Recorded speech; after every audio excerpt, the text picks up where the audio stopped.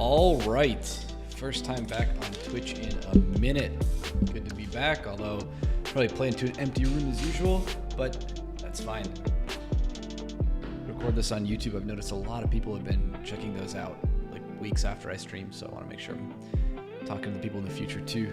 Hey everyone, welcome in if it's your first time checking out the stream or the video. I'm AJ. I'm an AWS hero and I work at Datadog. I do a lot of different work for Lambda and various serverless applications. Oh, Naxo's in chat. What's up? Let's flip back here. Sorry, I just figured out I got a stream deck and I'm trying to figure out. There we go. I can get my chat pulled up here too. Yeah, so the stream started as a way to convince me to write my reInvent talk, which I hastily submitted by the end of the deadline, which is last night. Just got it in. Oh, welcome back, Amur. Good to see you. One thing I did off stream that I want to talk about is I started benchmarking the performance for container-based Lambda functions, and that has sort of, I replied in a subtweet about what the results were without formally really sharing anything like I've sort of done before. So I guess I want to talk a little bit about that today. Let's get started with that. So if you're new or you're following along for the first time, we've got this benchmarking service, and the reason we're using this and not just looking at the initialization duration as reported by Lambda is that the initialization duration does not include time spent copying code from CodeStore from S3 into your Lambda function sandbox. So when you look at the full init iteration, it doesn't tell the whole story, and I'll show you exactly what I mean. Let's see. So I took a simple Node.js Lambda function for with 0, 50, 100, 150, 200, and 250 megabyte dependency, or roughly dependency sizes in the zip, but I didn't load any of the code. And when I did that, I got almost identical initialization durations. And that kind of makes sense because like the technical definition of an iteration is that it only includes the time spent initializing the runtime in your code. So I can share a really quick preview of this talk I'm doing. Let's see how this shows up. Okay, this looks like it's okay. So init duration doesn't include time spent copying that code over.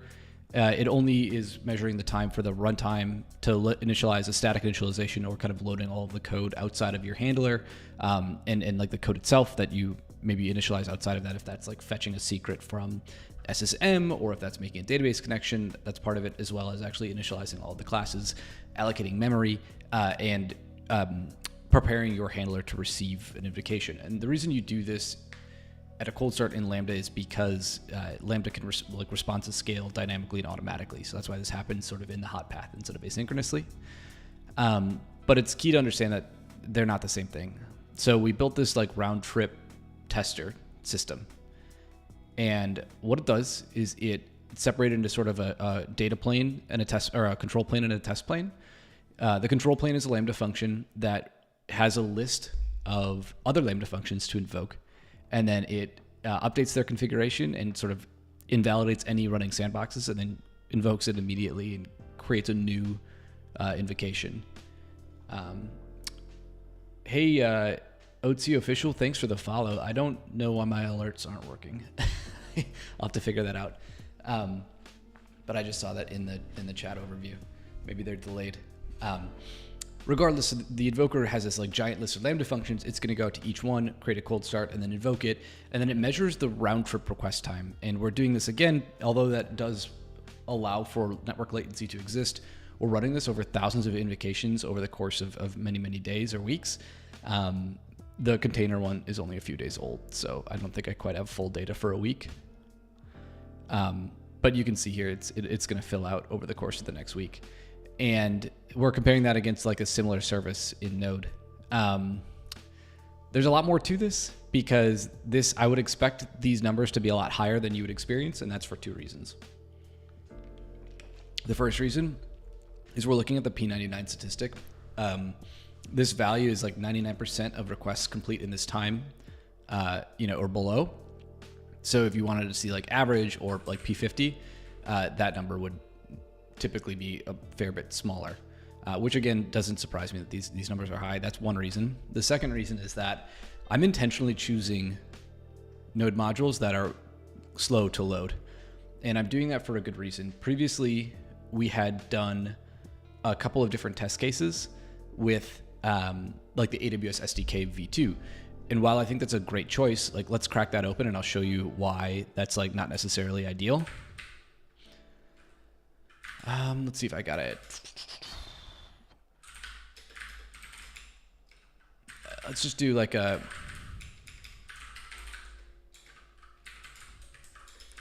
I'll create a serverless app, but we don't have to deploy it. We can just do like an npm init-y. I'll do like an npm I AWS SDK.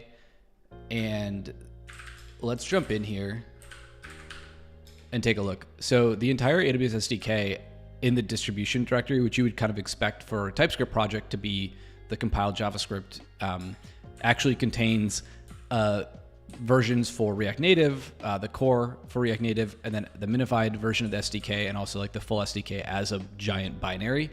So these are you don't actually load these when you're running AWS SDK in Lambda. It reaches straight for the clients, which is in lib, and it'll grab them, like whatever clients you're using, either all of them or each one individually out of here, depending on how you write your code. So that's an example of like the advantage of the asymmetric advantage you can take in terms of the latency of bytes loaded versus bytes unloaded. So we did this here. You can see on the bottom end, we're looking at unloaded 0 megabyte Lambda functions. This is just hello world, nothing in the zip at all. And all the way on the right here, which for some reason had a P99 of 2.34 seconds, that's a 250 megabyte Lambda zip file. So there's just 250 megabytes of node modules in that zip file that I'm not actually importing or using, but they're there. And the reason I'm measuring round trip time is this wouldn't show up in initialization duration, right? These would all say 172, 172, 172, 172 all the way across the board. They don't show up because those time to copy those bytes doesn't show up in that metric. So instead, when we look at round trip metric, we can see that there's like an impact here, but that impact is nowhere near as large as actually loading all of these bytes or requiring them or importing them in your code. And the AWS SDK sort of takes advantage of that, right? It's larger, it's 94 megabytes, it's larger than it needs to be. We can see it's like 93 and change on disk. But you don't, when you use that, you import that dependency, it doesn't necessarily include every single thing on disk. So I actually went out and found a bunch of modules that did that, like React Material UI, kind of some larger, heavier dependencies do that. And that's what makes these numbers higher. And that's also what makes the containers version of it higher. In this case, the container and the zip are identical. So like it's the exact same package.json, exact same application. They're just one's in a container, one's not. And we can take a look here.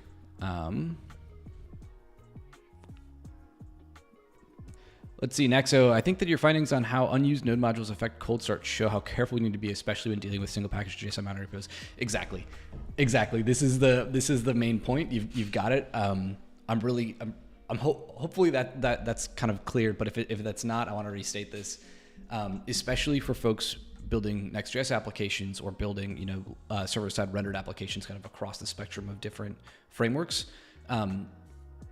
When you combine that with a mono repo, it's very, very easy to process one request and load the entire application that you have, not taking advantage of the asymmetry that loading less code can bring you. And I can show you another slide from the talk that makes this like painfully clear. And I actually wrote a blog post about this too. This is not a Next.js app. This is just a very simple REST application API. You've probably seen this type of code. This is loading a DynamoDB client. And then in this example, we have like maybe another route or another path that loads an SNS client. So you think of it like it's like a mono repo or mono Lambda API, which is going to serve multiple routes. And we've got kind of each require statement or each import statement for the entire application kind of in the top index.js file or index.ts file. It doesn't really matter here. When we do that, you'll actually see like loading the client, the Dynamo client takes about 357 milliseconds. And the reason is that actually loading the simple token service, which you have to use for everything in the V3 SDK, takes some time.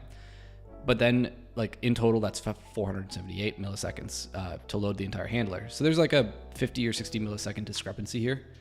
And the reason is that we're also loading the SNS client, right? But if I don't always need that, maybe I always need Dynamo, I don't always need SNS, I can lazily load it, right? So I can move this require statement. Here, let's just get you a little bit more space here. I can move this require statement into a method, just like this, and then call it when I need it.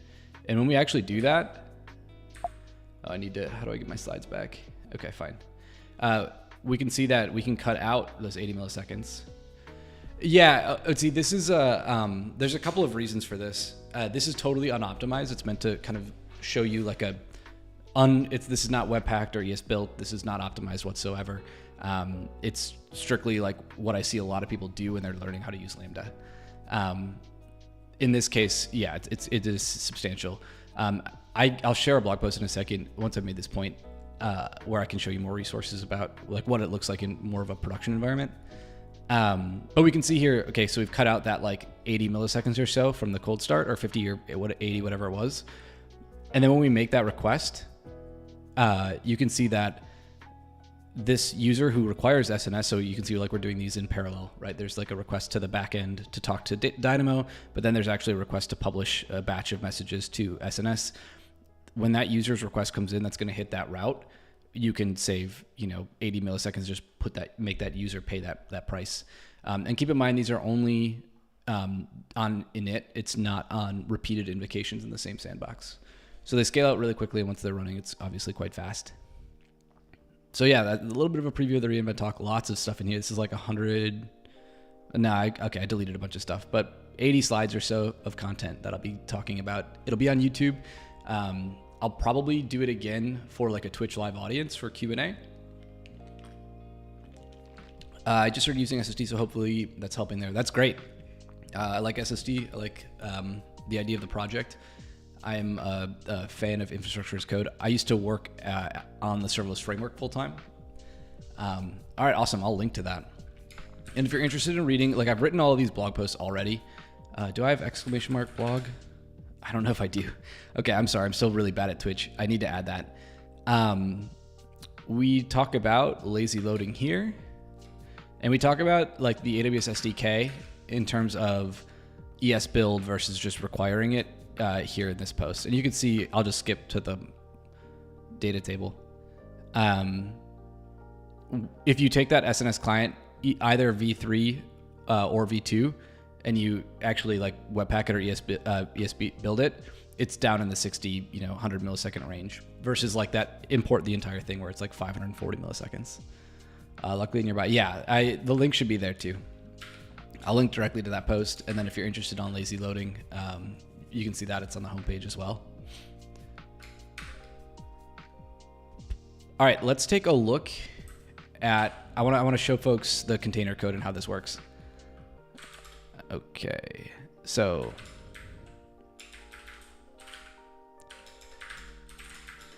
I just created the 6 apps, right? And do we think splits show up well enough here? No, we should probably do a V split.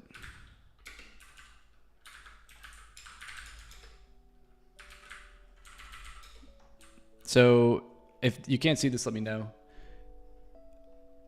Dimitri, thanks for the follow. I need to figure out why my alerts aren't working. I don't know, I have mouse wheel turned on. So if we just grab the 100 megabyte image and I show you the same one for zip. So one's a container image, one's a zip. You can see they're identical. One's called app.js, one's called handler.js. But if we jump into the code, they're loading the same things. They're loading material UI and this IMDb data. I talk about this in my talk. However, IMDb data is a 55 megabyte JSON file. And when you load an entire blob at that size, it's 55 megabytes into memory, it has to allocate memory for like that entire contiguous space. And that is going to be much longer than potentially loading JavaScript objects or JavaScript code into memory, because those objects are much heavier in terms of like parsing the whole file in JSON and trying to keep it in one contiguous place, like the runtime trying to keep it in one contiguous place. And those other files that you may load may not actually have to allocate anything until methods are called within them, which is like a big difference, right? Because you can have a method that maybe you pass a large chunk of data to that then is going to, copy a map, right? Or like convert a map to an array or do some other like, non-pure, or I guess copy a map to array wouldn't be a good example, but maybe copy a bunch of data and mutate it or do like a summation. And those things don't have to happen until that method is called. Whereas when you're loading this giant blob of JSON in memory, Node doesn't know that like what you're going to do with it. So it puts the whole thing on the heap. And that's going to be much slower. So if you're new to Lambda and especially if you're new to writing software, it's helpful to learn a little bit about the heap in the stack and then how whatever runtime you're using, if it's Python or Node or Go or Rust, whatever, it doesn't matter, but like understand how it's actually interacting with the operating system and the machine below it, because ultimately all these different runtimes are making different trade-offs with the same machine, right? Like it's the same, you can run Python or you can run Node or you can run, Ruby or Go or Rust on the same machine. So they're all dealing with the same physical hardware in different ways, and they're going to have different strategies and different methods by which they're going to like expose that to you and handle your application with. So learning some of those basics will help you understand like why your cold starts are slow, or why your garbage collection application is so slow, or things like that. It's not magic, and I think that's the coolest part about software is that like you can totally learn this. It's not magic. It's all there, and in a lot of cases, it's like really well written. Go has a really good documentation. If you haven't read this, there's like a blog post. It's maybe a little snarky. Like if you have to read this document to understand your program, you're being too clever. Don't be clever. I kind of eye roll at that. But it's a really good overview of how Go thinks about memory and how it handles your application's requests to, allocate or deallocate memory. Being clever is cool. I think being clever is a good way to learn something, right? It's a great way to see like and push the boundaries. And I don't know, like I've done a lot of kind of dumb, clever stuff and gotten burned for it. So I understand, like as an engineer and especially as somebody who is spent some time in the industry, like I really understand and empathize with this guidance. Like clever things have paged me in the middle of the night more than not clever things, and that totally get. But I don't think you have to necessarily put that in your docs. It's just me. All right, let's go ahead and move that back over here. So these are the same application, and you can see literally like if you just do, if we do,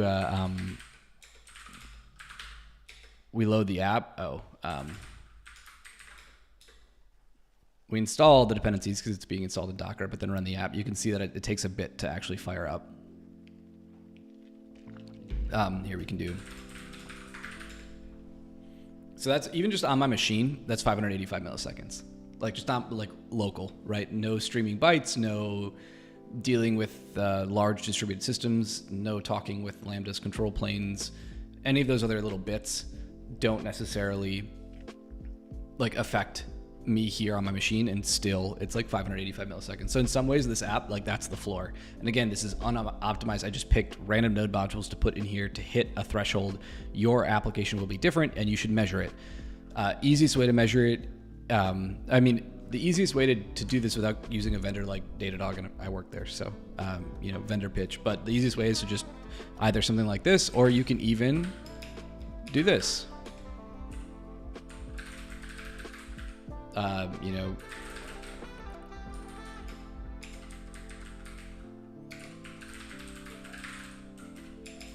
You can do like time.start, time.end.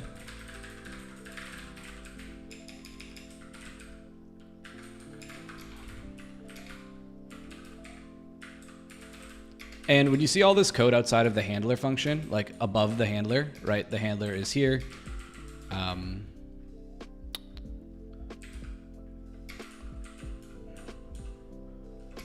The code above the handler here is what's going to be loaded during static initialization. So that's what Lambda has to load before it can run your code. Oopsies.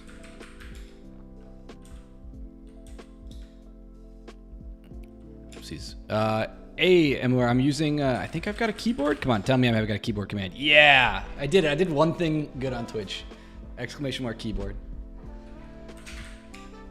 I use a Moonlander. I'm a fan.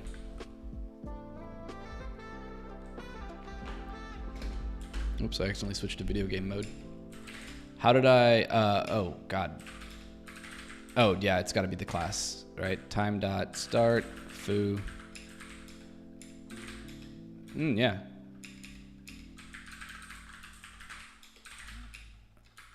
What, how do I do? Oh my God, why can't I remember this? Oh, it's console, duh. I'm such an, it's Saturday. Okay, so console.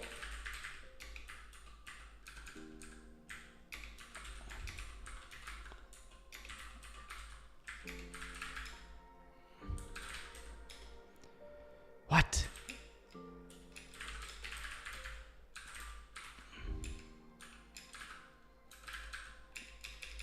Oh, yeah, it's just console.time and console.end. Yeah.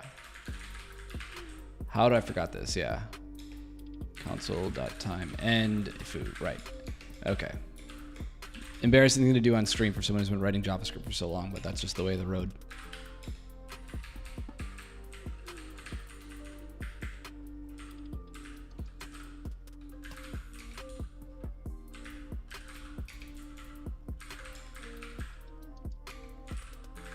I'm the same way. So like my job and my entire career have been multi-language, which is hard because it makes me like kind of equally bad at everything. At least like without Copilot, but I think it's getting better with, you know, soon everyone will have Copilot all the time. Yeah, so here you go. You can see like Material UI. It's like if you want to do this to your Node application, you can do this today. You can just drop these in right here and get an idea of how long these load. If you really want to like get a full picture of everything, and I think that's what is interesting about what we do at Datadog for cold start tracing, you can see exactly which dependency is being loaded and how long they take. And I mean, this is super useful if you've got really big applications, because that can be, you may have like one giant submodule that's going to load. You may have many, many little ones more like this, and we can trace all of that. So, but there's tools for this, right? Like this isn't a hidden thing. If you're writing Python, there's x start time arg.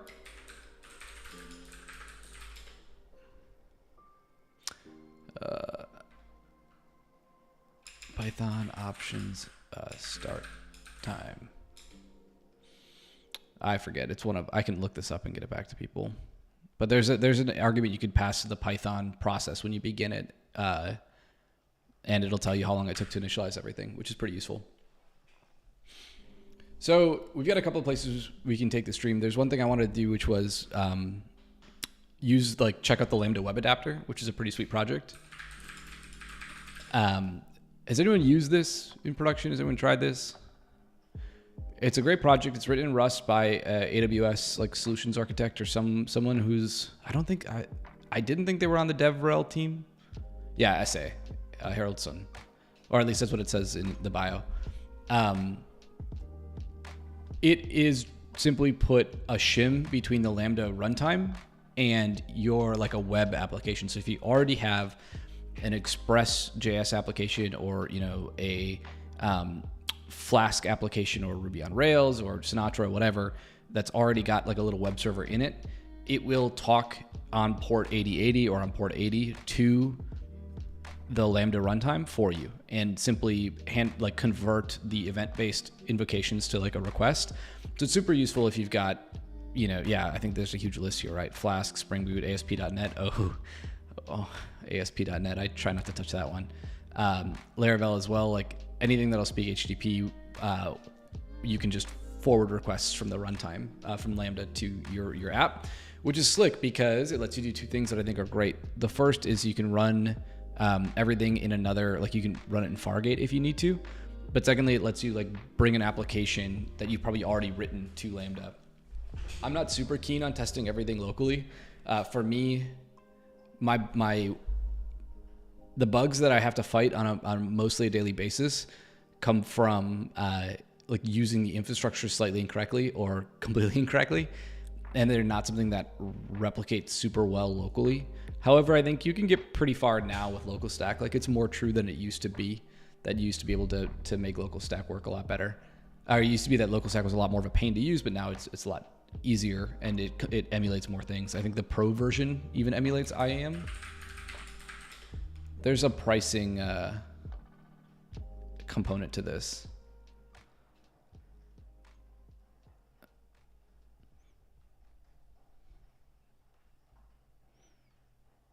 Yeah, I mean, like, obviously they do everything they can to emulate everything, which I think is a really cool part of the project. It's definitely gotten a lot better.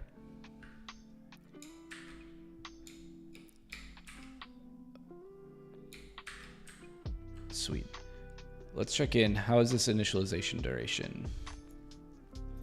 So I'll spot check. And an iteration is still something useful to learn, because it does tell you, like, I ran on my machine where it's like time, node, and then the application, how long it takes just to load. That's effectively what you're getting with an iteration, as far as I can tell. And that's like a useful thing to know. It's just not all of the latency. It's not all of what you need to necessarily know when you're building a Lambda function. And that's why I'm so big on like end-to-end request tracing or end-to-end request monitoring, because that's what the user actually feels, right? So there's this like big difference between what your metrics tell you and what your users experience. And I want to make the user experience better. Like, I don't necessarily care about a metric. The metric is supposed to be a reflection of the user experience. And when it fails to do that, it's not a good metric. I don't think I'd say specifically that an iteration is not a good metric. It's super important to know. It's just not the only thing you can look at. So here I'm looking at a zip-based Lambda function that's loading probably IMDb data. Do we want to look? I think I'll use tmux here instead of vim splits, because I'll probably end up using some console commands.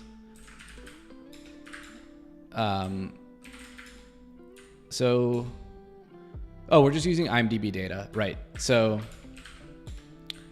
that's it. We're just like this function. This is all it does. It returns the handler timestamp, like when the handler was executed, and then before that it imports the file.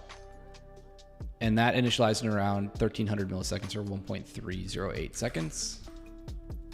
And let's look at the last run here. Yeah, so this is about 200 milliseconds faster, and this is the container, which is pretty good, given that, like I said, loading this giant JSON blob is pretty painful, and most people won't have to do it.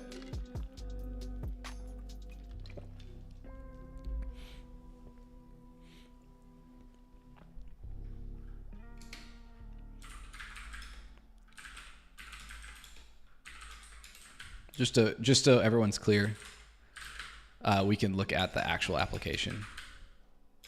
See, it's the exact same in the container. New to AWS, by the way, welcome. Hope you enjoy it. I've been doing the AWS thing for a long time and can help answer any questions you have. Maybe a stupid question: does console time add additional load on the load time of Lambdas, and will tracking tracing these delay the execution? That's a good question, and it's sort of a spectrum. Console.time really doesn't. You can do this. Let's frame this another way, right? We can do this ourselves. We don't necessarily need console.time. We can, do like a const. Let's do this. Yeah, let's do like start equals time dot, and then const end equals time dot now. So now we've measured Node.js, especially during initialization, is single-threaded, single process, so you don't have to deal with context switching for the most part, and you don't have to worry about well, it's not entirely true within Lambda in this specific environment. You shouldn't have to worry about like the kernel context switching away from your process. So we can look at the start and end time, and then we can just do like a console.log, end minus start, and get an idea of how many milliseconds this took. Do we still have, let's add the dependencies. Whoopsies. Oh my God, I did it again.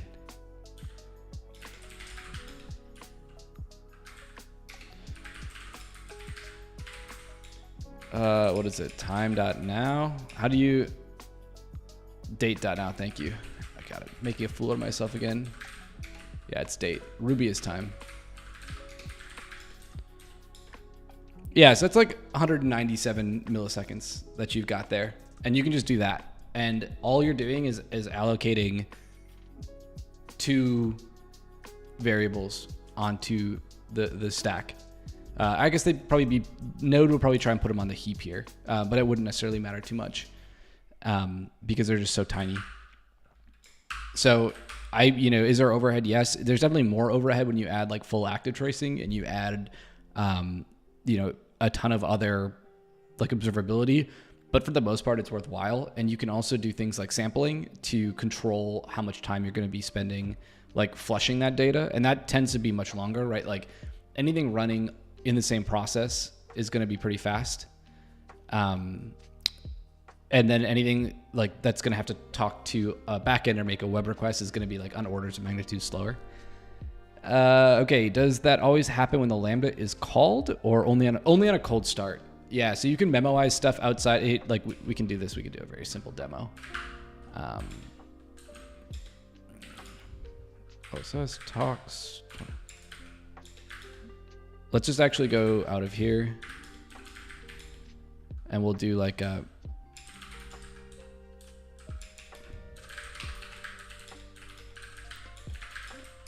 and we'll call this, what do we want to call this? Like static init demo.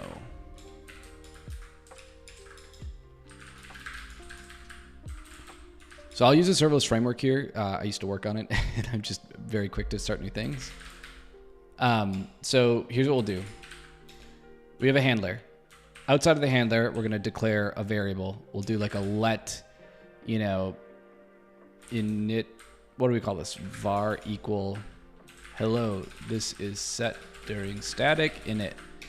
And then what we'll do in the function, we'll log it. We'll say console.log init var. Now, after this function runs, right? So after the handler runs, we'll change it. And we'll say init var equals updated to be after cold start. Or well, maybe that's not exactly true. After.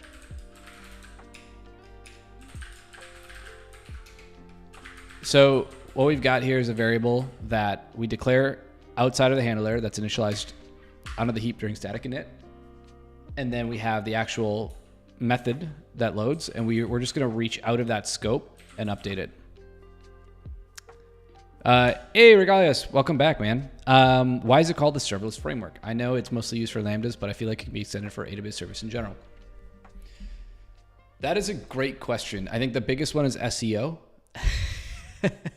because we owned serverless.com. Great domain present. It is mostly focused on Lambda, but yeah, you're totally right. There is, it plugs straight into CloudFormation within AWS. So you can add anything you want to this. You can add, we can just jump into an example. Yeah, here. So you can add DynamoDB, you can add like all sorts of different services via CloudFormation, and it all just plugs right in, which is great. So if you look at like a simple DynamoDB Express app, I mean, this is pretty old. It's like 2-3 years old. But if you look at the serverless YAML file, you can see like where you writing raw CloudFormation here, and we can just create a Dynamo table, no problem at all. And you can totally use this for like, I've deployed Fargate ECS tasks with serverless framework more than enough times. Okay, back to this quick demo here for OTC. We've initialized a variable during static initialization. Then we're going to log it. The first thing we're going to do is log it, and then after that, we're going to update it. So what's going to happen is on the first request, it'll say this line, right? And then all subsequent requests, it will like after that, it'll just be updated. So let's just deploy. Oh, let's. One thing I'm going to do is give this a function URL, so it's really easy to hit. All right.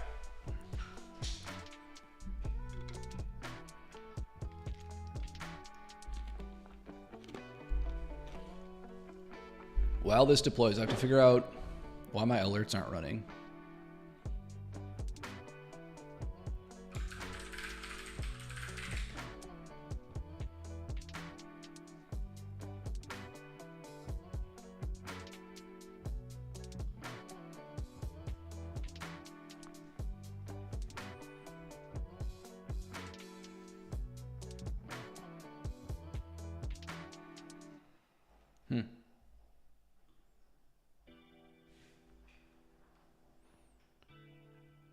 Yeah, I don't really know why this isn't working.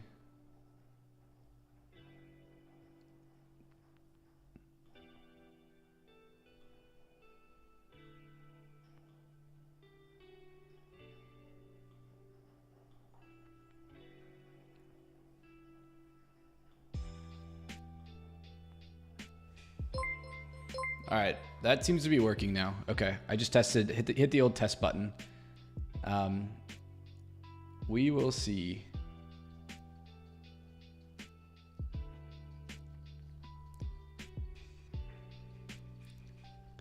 Hey, Drunken, I miss the days when I could just SLS deploy from the command line.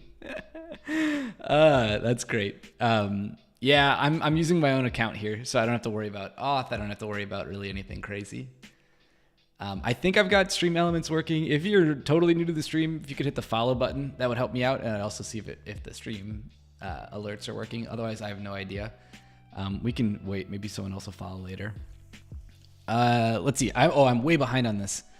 I'm so sorry. Amor, best way to implement caching for authenticated routes, API Gateway Authorizer. API Gateway Authorizers are cached already. So there is a built-in caching mechanism for it, and I can send you the docs. Lambda Authorizer Cache. There is an example. You can just hit the button. That you're going to have to tweak, though. So definitely something to think about. And I think it's... Yeah, they offer for both token and request-based authorizations. And I assume you mean API Gateway V1, because I think V2 is just a little bit different. Have CloudFront and Node-specific headers? Yeah, you totally can. I use Drizzle to talk to a DB, so that's why I was wondering why it's so quick at the second time. Yeah, exactly. I mean, if you're using... Okay.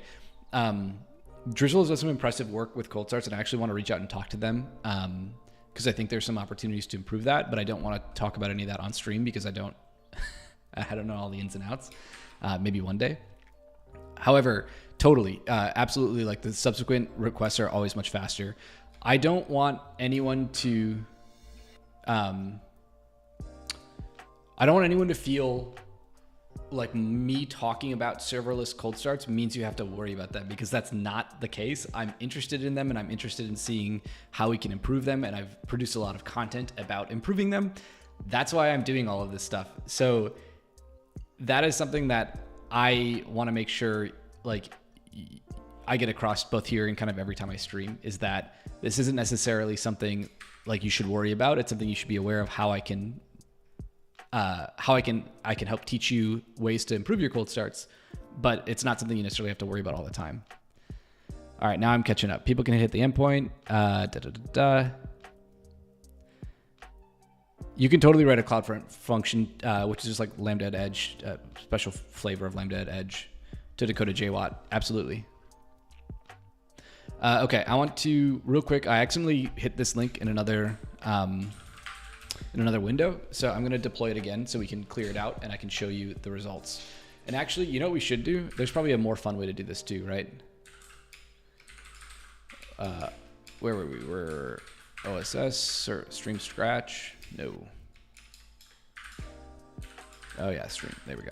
I don't know why I did a snake case for that. It's because I've been writing a little bit of Python. So let's modify the actual code here.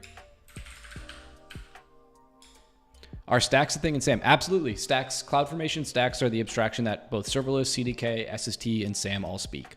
Yep, they're all using CloudFormation stacks at the end of the day.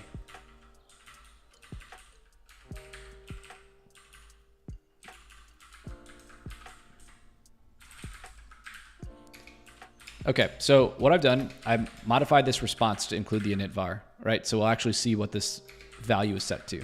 So we can kind of talk about static init and why that's something that you can use.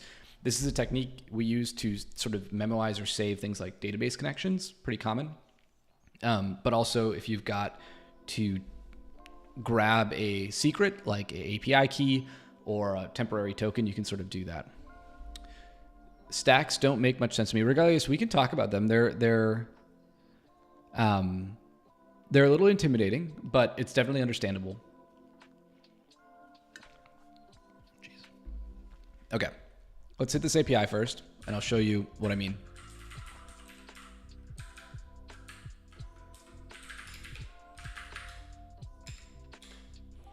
So, I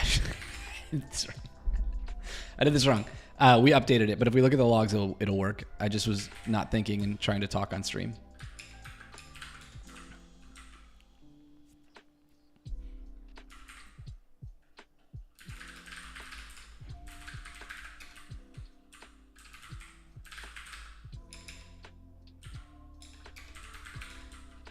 So let's talk through the logic real quick.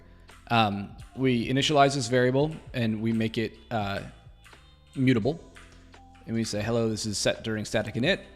We log it, and then we assign it to a variable we're going to use to return to the user in a JSON response. And then what we do is we actually update it, right? So I'm going to mutate it. And then we return that original response that we set on line 7.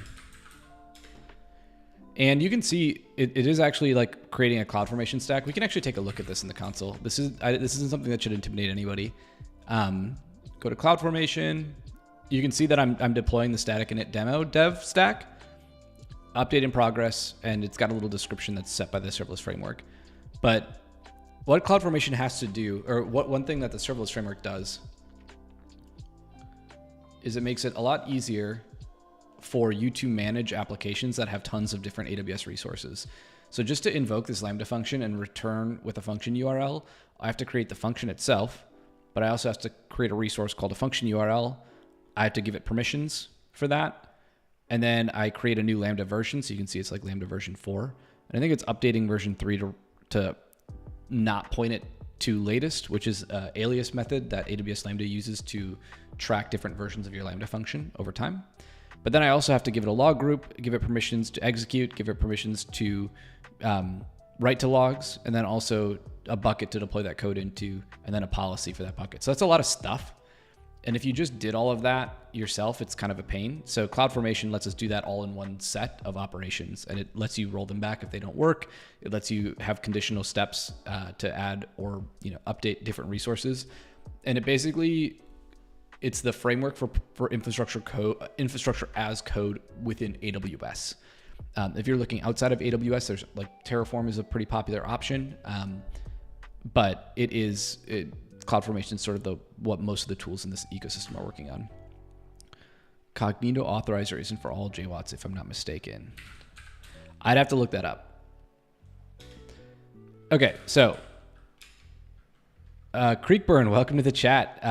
Terraform for the win. It's very popular. Terraform is a very popular tool, although I think their license change is a little bit of a bummer. I understand why they did it. So we made that call. The first response is, hello, this is set during static init. But now if I hit it again, you can see it's updated, right? And then it'll just be that way for the rest of the logic. So you can kind of use this as a tool, this like memoization technique, to store anything that you want to reuse between invocations or to update it later.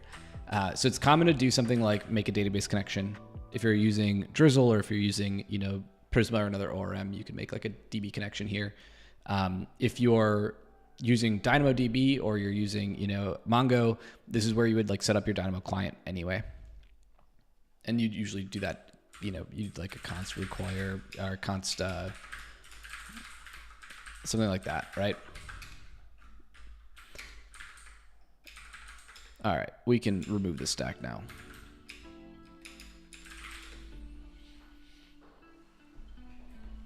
I prefer the CDK in general, but when I run into a blocker, I'm like, flip it to Terraform.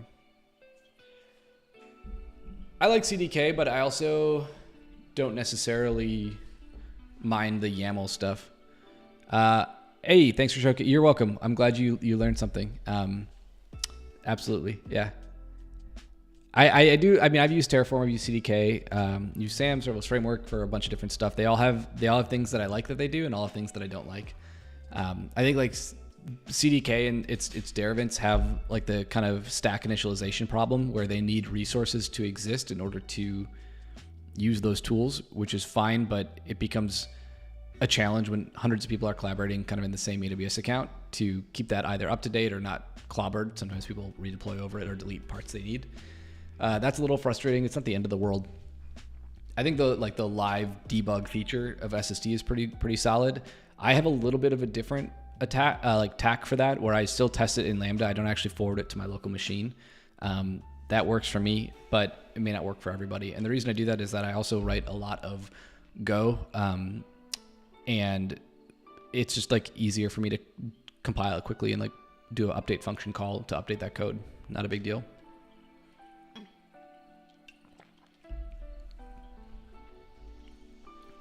Oh yeah, and we can see that I just destroyed this, right? So I ran serverless destroy. If we look at deleted, you can see static init demo, delete complete, yada, yada, yada. CloudFormation makes it super easy to build like serverless stacks on top of AWS. But these are all, you can click into any of these and see all of the different resources, right? Like our container. I can show you, like that container app does have to have a lot of different stuff to deploy it. We can jump into it though, and you can see. If you're new to Lambda, you've probably seen this quite a bit. This is the Lambda console page. You can test your function here. You can kind of make changes, update it, whatever. Normally there'd be a lot more things. This is just like a test bed function, so there's really not a whole lot here. You'd usually see like a couple of triggers or things like that. Image URI, that sort of thing. Here I'm just running on x86. All right, I think that kind of covers serverless framework. If you want to learn more, serverlessframework.com/examples is a good resource. I still go there a lot. They've got a lot of CloudFormation snippets for tons of different common things like Dynamo, SNS, SQS, all those kind of common serverless services. All right, what else do we want to talk about? Okay, we've kind of talked about building our first applications in Lambda. I kind of want to just build another quick app in a container. Should we do that?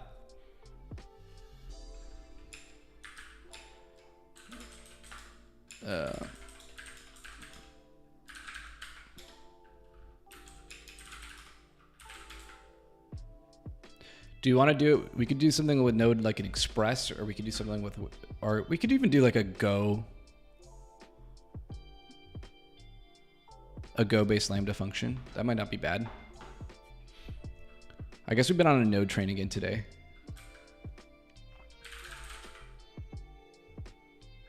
Should we use the web adapter?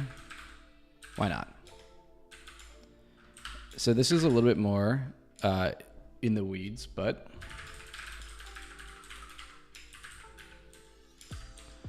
I like that the shortcut for this is Docker. Yeah, well, you're welcome to lurk. Welcome to enjoy the enjoy the beats, and I'll just talk over them as I point out various oddities in the world of serverless. Still using serverless framework here. I don't think I want to do this though. I think I want to use Express, and so we'll need a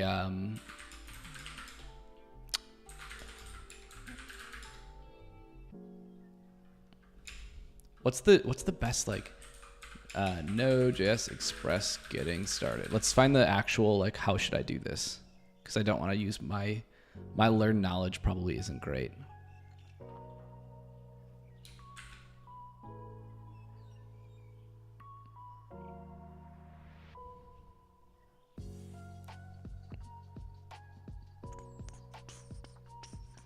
Okay. So I don't want to use this at all. I want to use provided AL2 probably, and then install npm.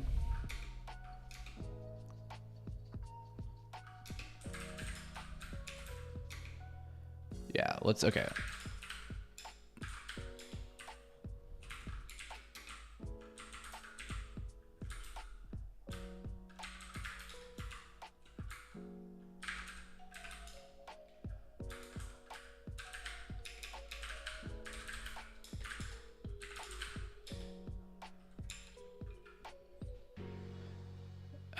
How do I feel about the Lambda 15-minute timeout? I know it's similar with other cloud providers. What's a good point to stop increasing the timeout? I presume you're asking for like an asynchronous application, Regalius. I would imagine that is, something like processing a bunch of data, maybe doing some sort of ML pipeline or just, running through a CSV. I think it's good. I think the whole idea behind Lambda is to scale out and not up, right? Yeah, ETLs for sure. So you've got like some sort of enrichment pipeline. You're taking data from, let's just like draw it out super quick, right? So you've got some large application. Maybe you've got like a, my service, and it's running like many copies of this. Let's make this smaller. You've got, say this is like a EC2 instance or, a Fargate task or something, right? And you've got like 6 of these scaled out load balance, all inside this big load balancer, or all behind this big load balancer, all inside like a VPC. And, you've got like this fleet. Now all of these are generating tons and tons of data, and maybe they're talking to, many databases, right? Many different tables. And then you're going to have this like stream of events. And maybe you want to stream all of them, or you want to stream a subset of them, or you even just want to like enrich this data somewhere. And by enrich, that's like a kind of a fuzzy term that I don't like, but maybe you want to say just like, okay, how many, we're in an e-com app, and my service is like, the cart service, right? Let's just go ahead and just there. So you're a shopping cart service, and you have a stream of all the events, and you want to just add up like how much you sold today, like how much money. Now, I'm brand new to Twitch, and I've never had a subscription, but I imagine that's something someone who's like famous would want to care about. So you've got this like stream of events coming in. How much money did I make, right? Ecom stuff, whatever. And then you want to run that in Lambda, and you want to do that because, you want to run this big job here. Run job. So you want to answer this question. You're gonna answer it in Lambda. You can do this a few ways, right? Like depending on how the stream is structured, you could just trigger this on a cron and say, okay, every day, add up all the cart events. And I think this is how a lot of people start, right? See how much money we made. The challenge with this is like you're saying, Regalius, like at some point, scanning that database, loading it, like that entire database, getting every record for the day or for the week or month or year, loading it into memory is going to be too large. And that's sort of again, it's a naive description of what could happen or what you would do. Now, the idea behind Lambda is that you don't necessarily want to like, we don't want to scale up by increasing memory or increasing runtime. You can,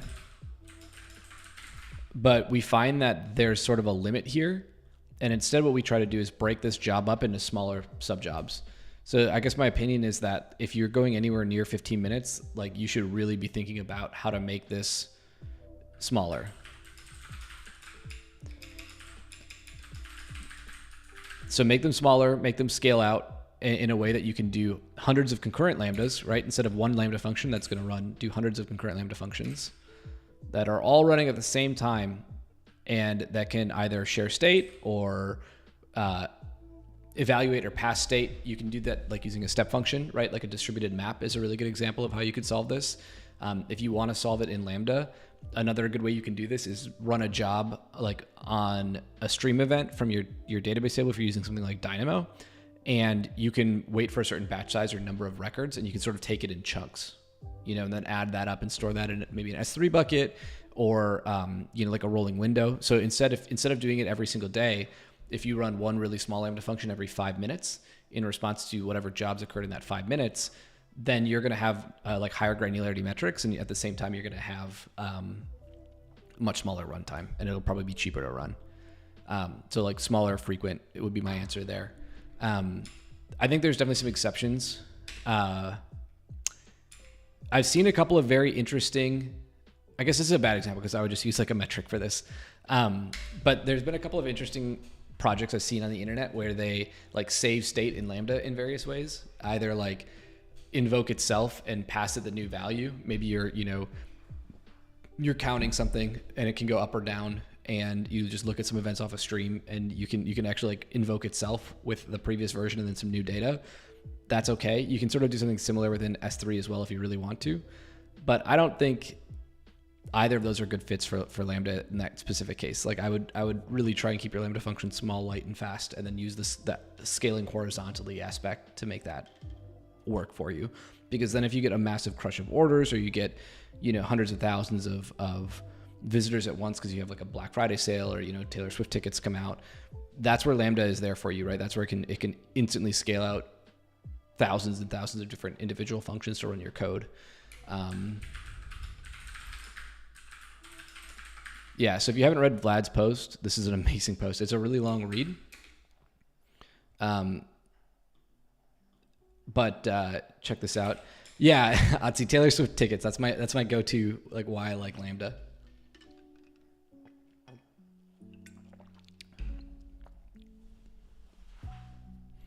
I used OpenAPI backend for my last Lambda experimentation. It's a middleware between different server types that uses OpenAPI document to define routes and associate them with handlers. Yeah, so that falls into what I would call like a mono Lambda pattern, which we can talk about. We're sort of building here in the background.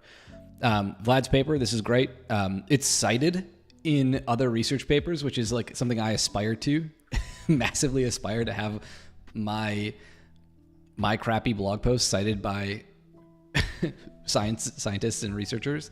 But you can see if you're talking about how fast can we scale out concurrent containers, Lambda beats just everything else that you could really get as far as like units of concurrency. And that's why we use it, right? Like this asymmetric relationship, although yes, you can serve, hundreds of concurrent requests in a Fargate container. If you go from, dozens of users to hundreds of thousands of users quickly, like Taylor Swift tickets or new iPhone, this is where you can get into kind of a painful slowdown where everyone's having a bad experience. Whereas with Lambda, yes, you're going to have that cold start when that first sandbox comes online, but those sandboxes can run for hours and they can serve multiple, serial requests. So in aggregate, you're going to have a better experience for like the crush of traffic that can occur. Not everybody's workload is like this. Like tons of people have a workload that is exactly predictable from 9 to 5 in the business hours of the country they're in. And that's great. And you can still use Lambda and find advantages to run like use as glue code between different pieces, or use in a, to handle kind of interactions with different services where you wouldn't want to run a whole service. Breakburn, hey, thanks for the follow. Glad alerts are working. Appreciate you helping me test that. Lambda fits in really well as glue code here, but it also does this incredibly fast scaling when you need it, which I think is awesome. Yeah, let's talk about mono Lambda APIs because I'm sort of leaning into that now. I wrote about this a while ago. This is one of my most popular posts for a while, July 21.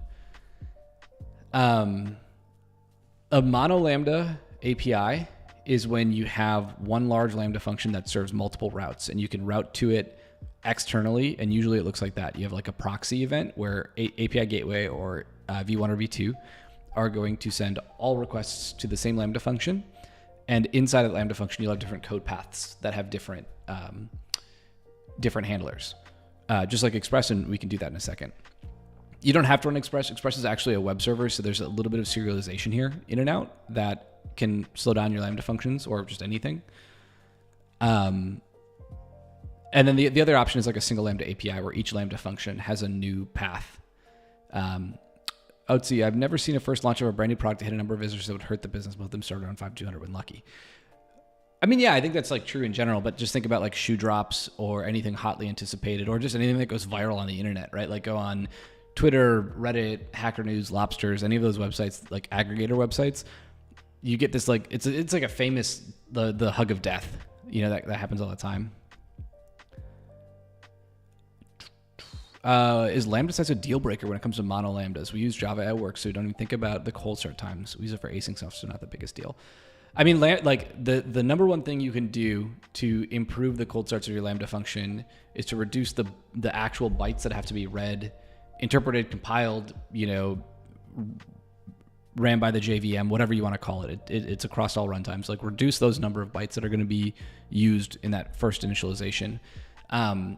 So the answer to that is like, it depends. It can be. Java is a little bit more painful typically because you have runtime reflection, not just static initialization reflection, which means that you're going to be looking at some bytes in memory and trying to figure out what their types are, and then using the right handler for each type. Minification, I don't think minification is necessarily a thing, but it's got a multi-stage compiler. So JVM itself could be its own stream for days. But it has like a 3-level compiler, and you can tell it to use just the interpreter, or you can tell it to actually interpret the bytecode. And typically you use the latter, right? So you would convert that intermediate bytecode that the JVM speaks to machine code on that first run, and then subsequently use it. Within Lambda, typically you don't need that, and that's why I think most people use the C1 compiler. Lambda, what do we call this? Tiered stop at, yeah. So, yeah, here we go. Great blog post by the AWS team about this. Oh, there's a better post here. I'll post this in chat. You don't actually need to run the full C2 compiler, and you certainly don't need, I think is it level 4? Okay, I'm misspeaking here. It looks like there's 2 compilers and then 4 levels across the 2 compilers, or maybe in one of the 2. Regardless, the answer is set your tiered compilation to stop at level 1. And that, I think, forces you to just use the interpreter like you would for Python, and not necessarily, or like Python or JavaScript, and not necessarily compile that to machine code, because you're not going to need to rerun. The time you save in subsequent runs probably isn't worth it.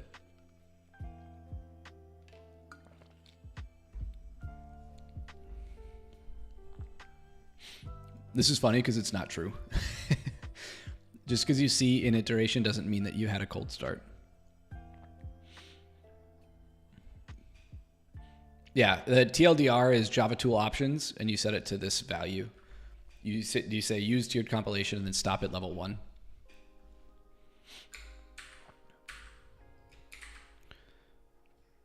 All right, what do we got? We have our little Express app. And we need what?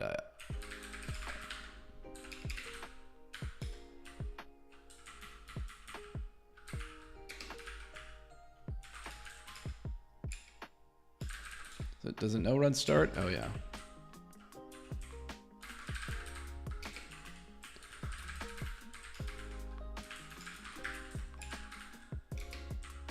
Ugh.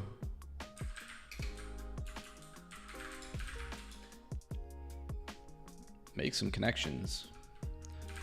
So curl localhost 3000. Look at that. Hello world. We did it. We've got an Express app. Yay. So let's make sure we can do this in our Docker file.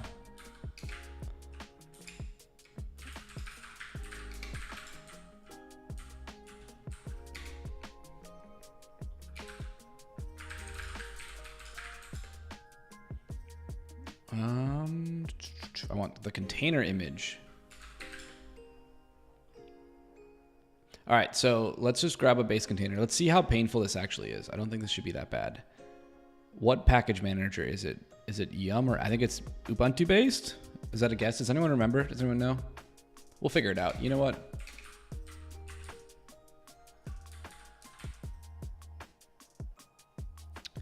People said to use Docker images. Yeah, I mean, I said that. I tweeted that just a little bit ago. I don't think you necessarily have to use them. I guess I wouldn't see it. So many developers all over the world in every company are familiar with containers and container images. So zips have been around in Lambda first. They've been the thing that everyone used for the longest time. That was just what you had.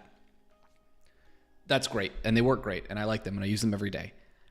However, they're like now non-standard, right? Containers, for better or for worse, have won the packaging debate for cloud native applications. They're just everywhere. And if you're Docker or OCI or all the different flavors, that's totally fine. That's not really the point. The point is that it's not zip files. So I think you just have a better expectation of what people will like. You have a better chance at having new people come in and work on your application if it's based on like a Docker container or a container image. They're more likely to just know how to use it know how it works, know how to work on it, modify it, extend it, all that sort of thing. And that's like, we're writing code, but eventually it's more than just you. And that's what you're going to want to be able to optimize for, right? Not necessarily using zips because they were first on Lambda.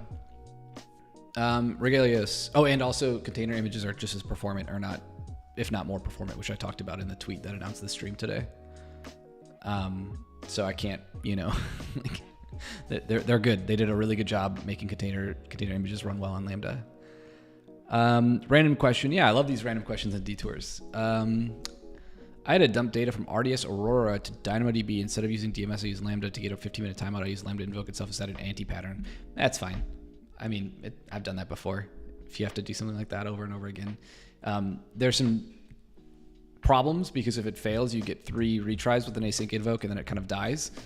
I think the canonical way, if you're going to do that over and over and over again, the canonical way is to probably use like a step function and distributed map. That's just going to be probably faster, cheaper, more reliable. But if you've got to do some ETL alongside of it and you've already have it written and running in Lambda, like invoking itself is fine.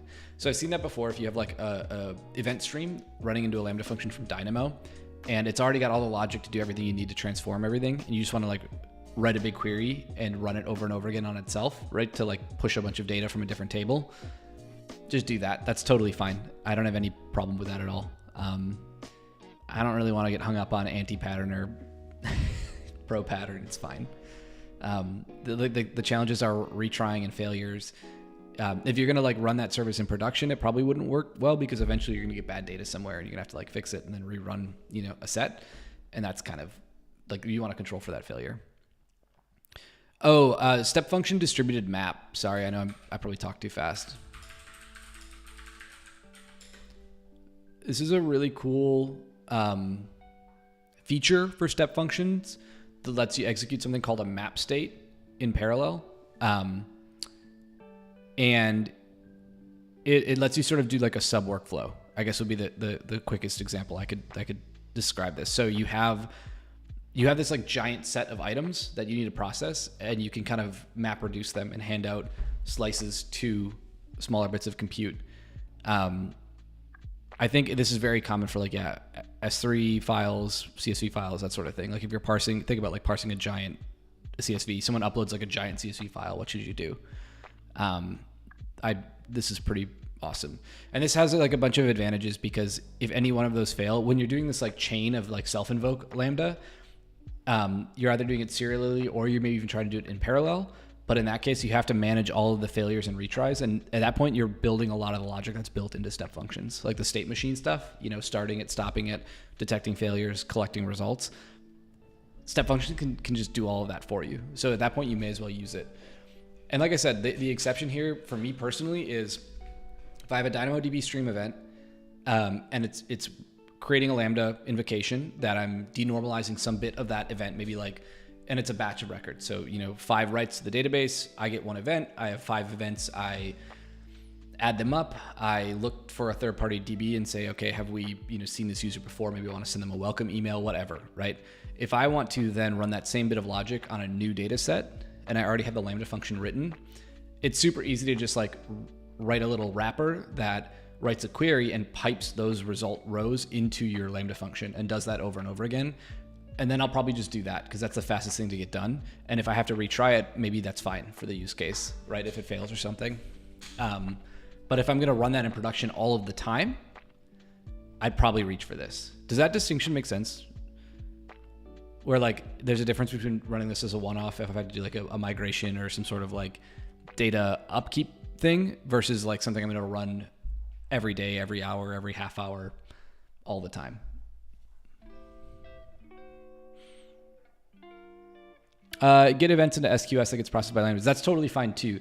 SQS has a bunch of different nuances to it than step functions, but they can solve similar problems. In this case, like I may have a giant batch already, and then you'd have to like break them up and then push them into SQS and then process them, and that's totally fine too. That's totally valid. It would depend on the actual application. I think distributed map is super, super good for what I kind of assumed you were doing, which is like change capture or a giant like CSV file that you want to handle. or sorry, it wouldn't be great for change capture in the way like a DynamoDB stream event would be, but it would be great if you got like a massive CSV file you need to rip through. I never used it for images though. I guess it's interesting.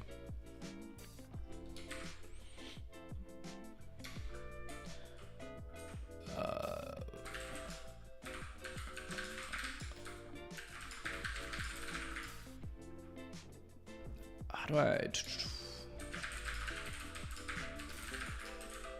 Is it just npm or apt-get install node? I forget how to do this. It's like lambda task root. Oh, it's yum? Dang.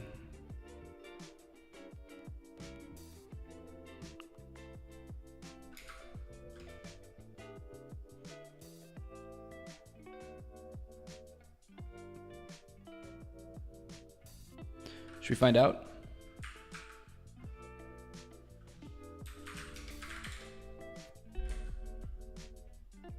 AL2 better than Lambda containers or something like Alpine? No, I think Alpine, okay. Actually, this is a complicated thing to answer. It really depends on what you're going to use it for. Alpine is going to be built with Muscle or Musel, which is like their stripped down version of the C library, libc. And it's doesn't completely, as far as I know, replace it, and it's like a different compilation target. So if you have precompiled binaries, it can be a lot harder to run stuff on Alpine. But ideally, it would be like if everything is going to be built from scratch, it's probably faster.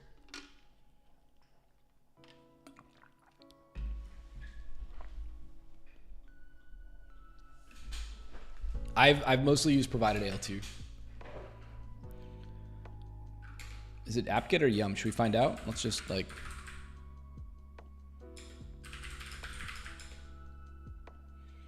Oh, I'm probably going to need to pass the platform arg too, because it's going to try and build it for ARM.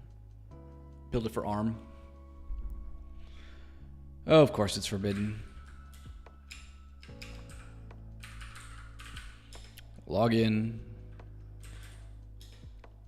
Okay, it's forbidden. So now I have to restart Docker. This is painful. I talked about using Finch, but I need to actually like double down on that and use it. Because every single time I have to relog in to multiple container repository domains, Docker panics and it doesn't clear all of the session cookies, and then I don't get auth.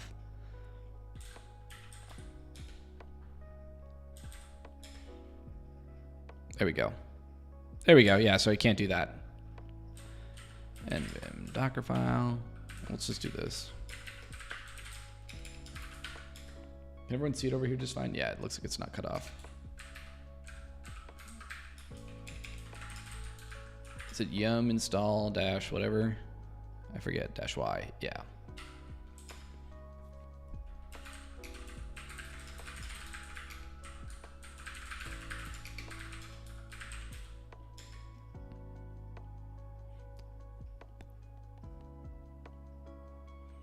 No package, yum install. Is there like a yum or yum update?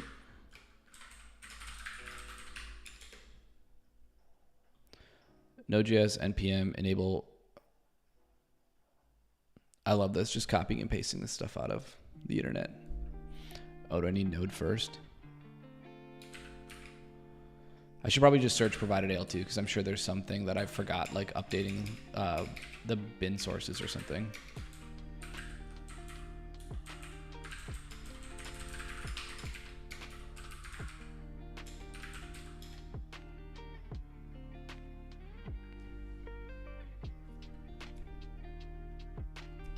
No package. Why does?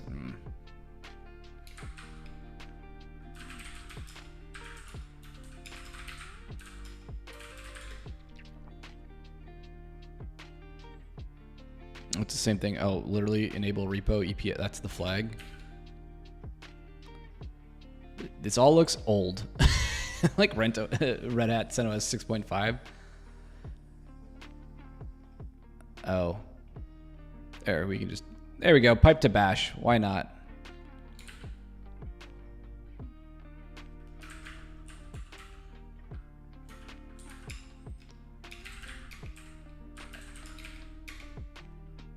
Node 20? Node 20 is fine.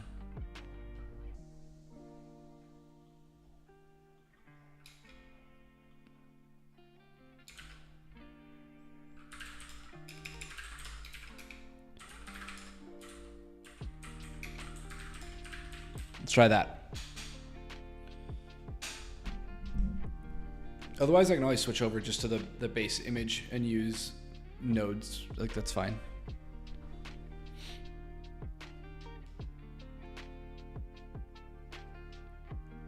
Oh, that's a big warning. To avoid this wait, migrate the script. What does that mean? I wish I got to turn on full logs and not the dynamic output from Docker.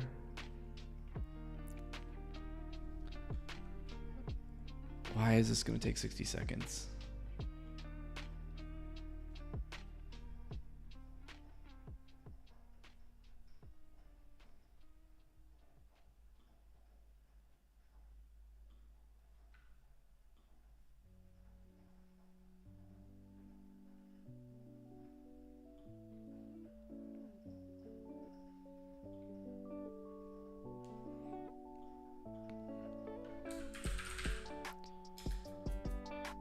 I don't know why. I have to look into that.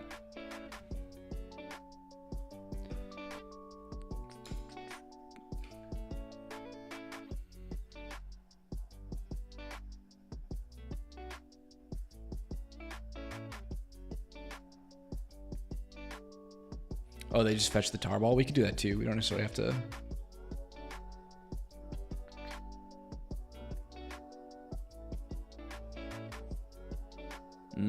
I guess we could use NVM. Not really exactly what I'd want, but I think that's fine.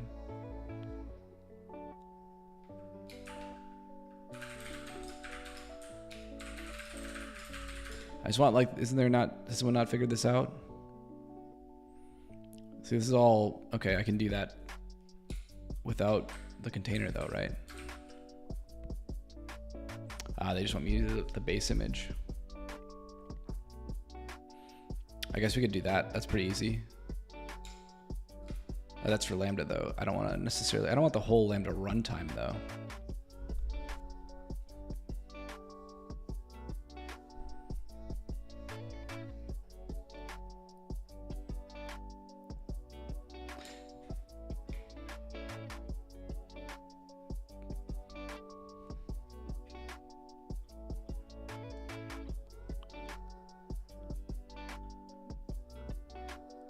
This isn't bad, actually. If you haven't done this before, the runtime emulator or runtime interface emulator is pretty good. It just pretends to be Lambda in your local container image, and then it runs sort of as it's like another script that lives in that container image, and then you can run it as a server and then talk to it with curl. You still have to use the same, like, kind of painful API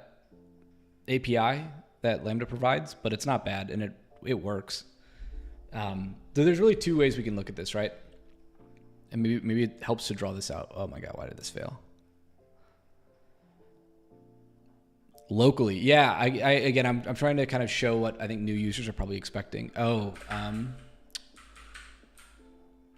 Shoot, how do I do this? Is it like -- platform?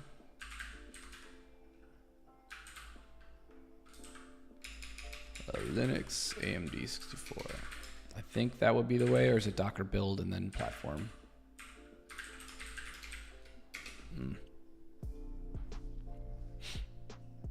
Locally, yeah, locally. But it lets you do this. So if you've got I guess the whole point is, if you already have this application that I'm sort of messing around with, like, you can very easily adapt it for Lambda. I don't want to use that with the web adapter. Let's find it here. I don't really want to use this though, because there are two ways to look at this, right? There's like you have this like web app and speaks HTTP. And then you also have like this world of Lambda, which speaks events, and it already translates HTTP events. So you can either bring like Lambda closer to your web app using something like the web application adapter, which is something I want to try out and I've used before, but I want to like demo it on stream.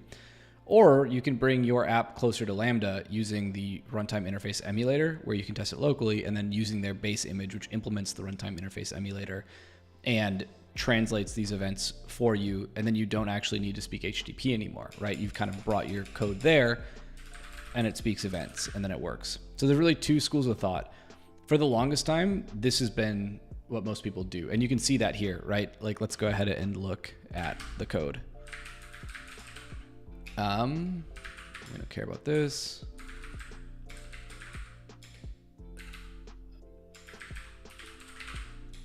So in my container images, when I go to grab like one of the 50 megabyte image, this application isn't running a server. It's not running Express. What it's doing is it's just running just a method, and then it's returning some value. So you can kind of see how that works, right? If we just do node, const handler equals require, app.js. What is it called? Oh, it's what? Oh, I'm in the wrong folder. So now I have handler dot, what is it? Event handle? Hello? Yeah, handler.handler. We can just give it an empty event.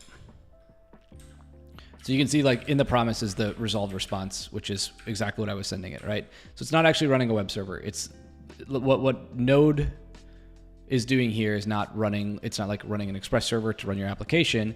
What Lambda is doing is just calling this handler method with the input event every time it gets called. And that has been like a beautiful part of what Lambda's done for so many people for so long. But what you can do instead is most container-based applications that are out there, not in Lambda, but just in general, are going to use a server like Express, or going to use something like Flask or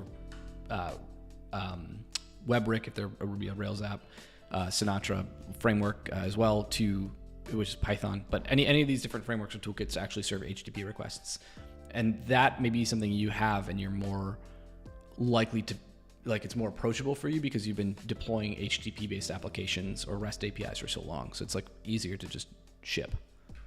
And I want to just show people how to use that themselves. But for that, I have to figure out how to build this stupid thing.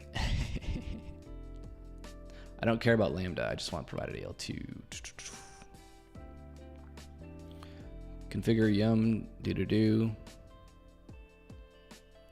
Oh, this looks fine. We can curl bash some of this. Okay. Let's see if this is better.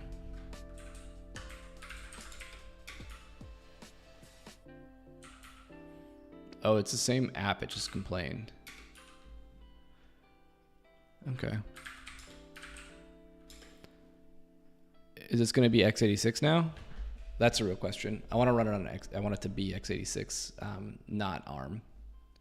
That did seem to be what I complained about before. What? That's one line. Oh.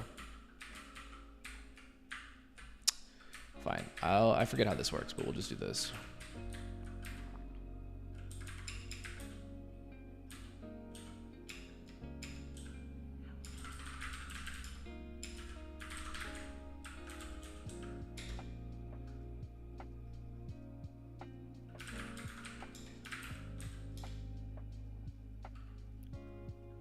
That seems to be working.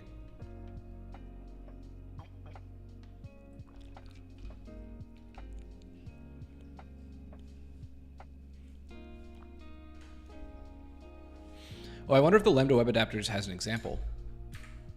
That would be easier.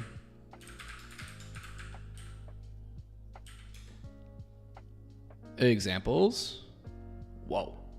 Wow. I should have just read the manual. This is on me, everybody. I don't really want to use Sam here, though.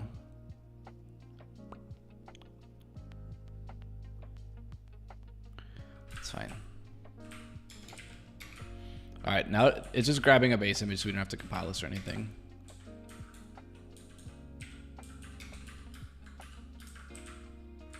Okay. What do we got? grab the web adapter, take a base image, copy package.lock, package source.lock, expose 8080 var task. And what is on their node index.js? What's their application here? Oh, it's the exact hello world app we had, except, okay, the one thing it does is I think it does a health check, right?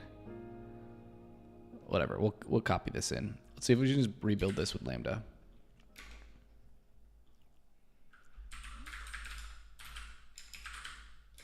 Node, and so we have to change this name.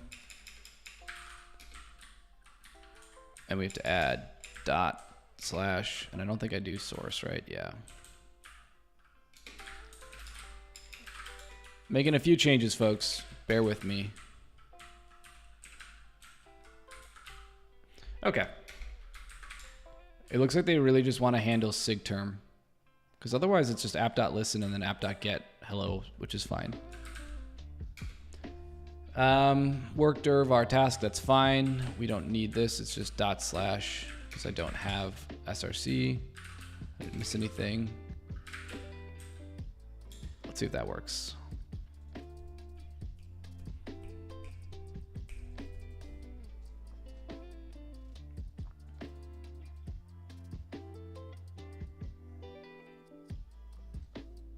Hey, that looked like that worked fine.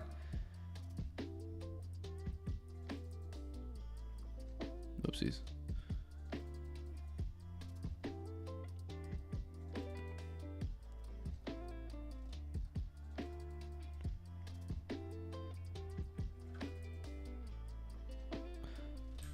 What do we call this image? Just node web adapter?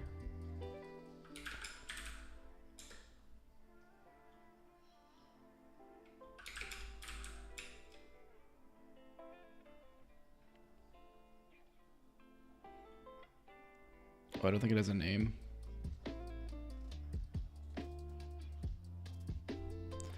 Oh, I didn't give it a name. We have to give it a name.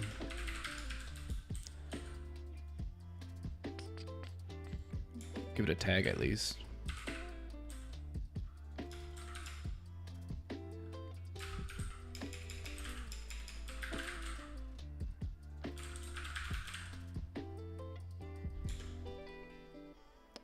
There we go. All right, so now I should be able to run docker run, and then what is it? -t express web adapter. Oh, why do I have a $sign? Oh, it will get mad because it's, how can I run docker run? Maybe I'll just, okay, whatever. We'll put it on ARM. That's fine. We'll skip the build X and we'll just do docker build. So we'll run it for ARM, then we can run it locally. These are all little gotchas that you just kind of get burned on over the years. Okay, let's see if that runs now. Oh, port already in use. What am I running on 8080? Oh, I'm running my blog on 8080. Okay, let's run something else. Let's just do a different port.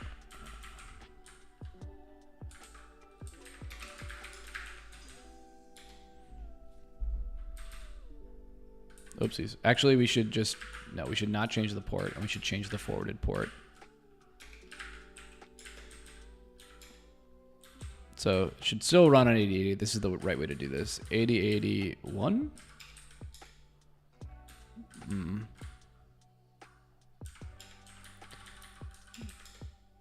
There we go.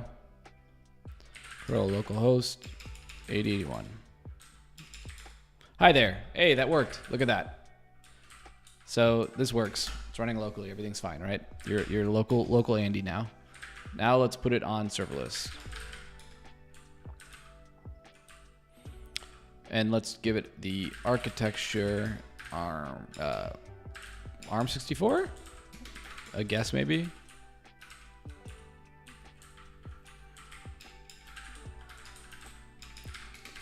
Okay. Should we just yellow this?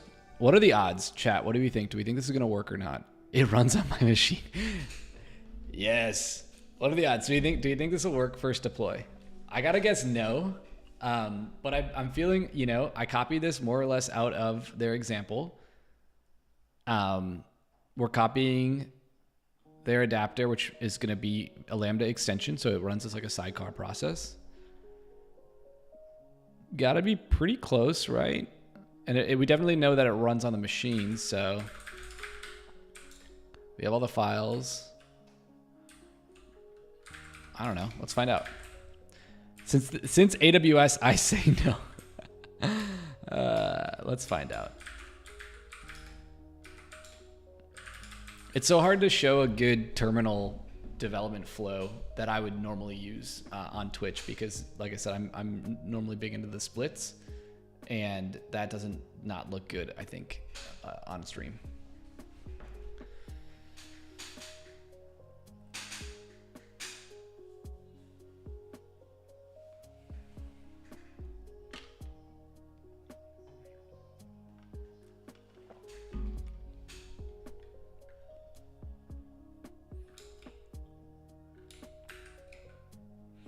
That CloudFormation stack is going to be slow, that first container push.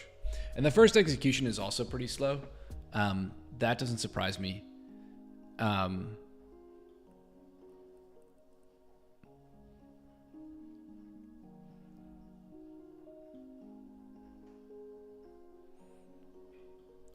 on, update.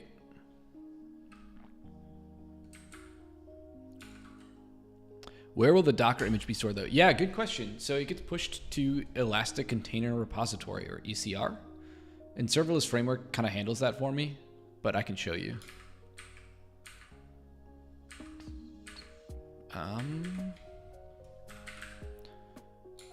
And since I use the exact same name that's in the start, it's got like this image name, but you can see all of my repositories for all my various tests. What are my repositories? ECR, I don't think they have a limit, but they have pricing.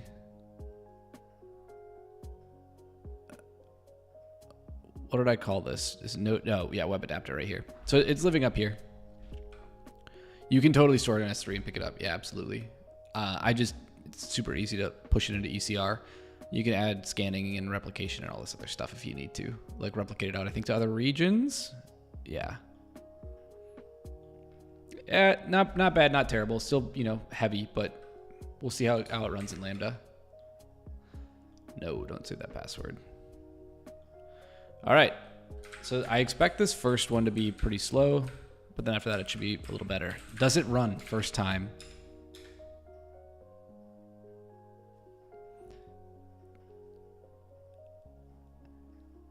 I don't know if it's going to run. Something's happening.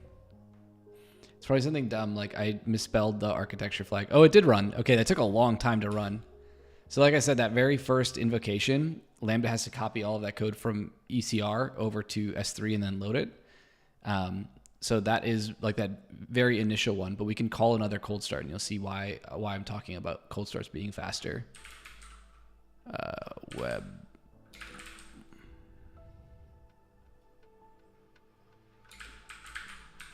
There we go. Come on, where is it? Do I have to refresh my log groups? Yeah, it's the very, very first one is bad, but if I cause another cold start, it will be much better. So it doesn't even report it. So it must have like failed to initialize and started. So let's do this.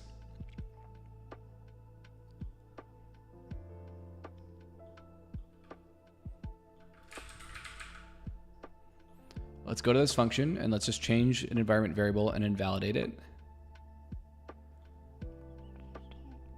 So we'll force a new cold start. We'll give it a first one. And then this is going to take a second to update.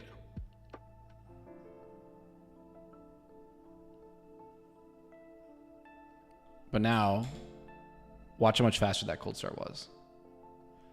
So now that container image is cached and stored inside of AWS Lambda. And even as I update it or make changes, that cache isn't necessarily broken. It's a LRU cache based on small chunks of data, 512 kilobyte chunks of my container image. So if I don't change like everything, a lot of that is going to be stored and reused. And it's also multi-tenant, which is crazy. So let's see what that cold start was. This is also running Express, which is interesting. Yeah, so an iteration of 317 milliseconds, which is really not bad considering we're actually running Express.js. We're running a real web server here. We're not necessarily running the runtime interface client or runtime interface emulator. So the benefit is that you get some flexibility if you already have an application that's running in Lambda, or I'm sorry, if you already have an application that's running maybe on Fargate, maybe it's running in EC2, ECS, Kubernetes, on-prem, whatever, but you have a container image that's ready to go, you can drop it into Lambda just like this using this web adapter, and it's pretty sick. And we can do another test, right? Like let's cause another cold start. So you can see we had another cold start because we get another log stream. And like I said, not every time you see an iteration was an actual cold start, but in these cases they are because they're in response to me hitting this.